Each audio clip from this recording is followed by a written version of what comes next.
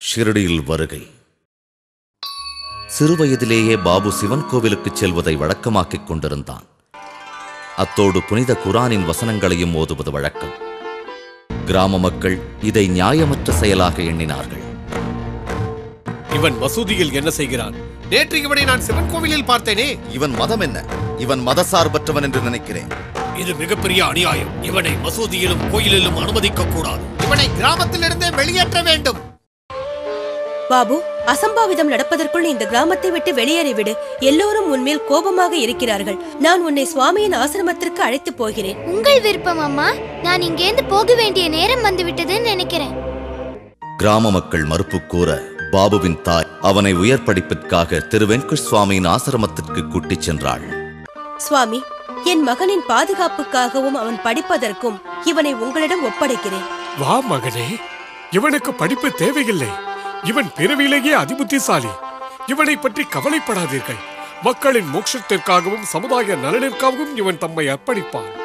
இக்காலகட்டத்தில் பாபு அனைத்து மதங்களைப் பற்றியும் பூரணமாக தெரிந்து கொண்டான். சுவாமியின் மரணத்திற்கு பிறகு பாபு தன் புனித யாத்திரையை ஆரம்பித்தான். சுவாமி, எனக்கு என் வழி தெரியும். நான் புறப்பட நேரமாகிவிட்டது. தன் பயணத்தின் போது ஏராளமான கிராமங்களுக்கு சென்ற பிறகு பாபு இறுதியாக ஷிர்டியை வந்தடைந்தார். ஒரு வேப்பமர நிழலில் அவர் அமர்ந்தார். ஏழை பக்கிரியைப் போல் வேடம் அணிந்து கொண்ட பாபு ஆழ்ந்த தியானத்தில் ஈடுபடத் தொடங்கினார். ஜனங்கள் அவரை பற்றி தெரிந்து கொள்ள ஆவலாக இருந்தார்கள். ஐயா, யார் நீங்கள்? எங்கிருந்து வந்துள்ளீர்கள்? நீங்கள் நிகழ்காலத்தை பற்றி கேட்கிறீர்கள். ஆனால் நான் உங்கள் மறுபிறவியினை பற்றி நன்கு அறிவேன். திடீரென கண்டோபா கடவுள் கூட்டத்திலிருந்து இருவரின் உடலில் நுழைந்தார். ஓ கடவுளே, கூறுங்கள், இந்த இளைஞர் யார்? இவர் எந்த இடத்தைச் சேர்ந்தவர்? அந்த இடத்தை தோண்டுங்கள், உங்களுக்கு விடை கிடைக்கும்.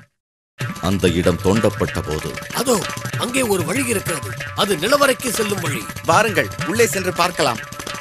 அவர்கள் ஒரு மரப்பலகையில் ஜெபமாலைகள் வைத்திருக்கும் இடத்தை கண்டார்கள். அந்த பலகையைச் சுற்றி 4 விளக்குகள் பிரகாசித்துக் கொண்டிருந்தன. அதைக் கண்டு மக்கள் வியந்தார்கள், விழுந்து வணங்கினார்கள். இவர் ஒரு வித்தியாசமானவர். இவர் அங்கேதான் தியானத்தில் ஆழ்ந்திருந்தார். இது என் குரு வாழ்ந்த இடம். இதை நன்றாக பாதுகாத்துக் கொள்ளுங்கள்.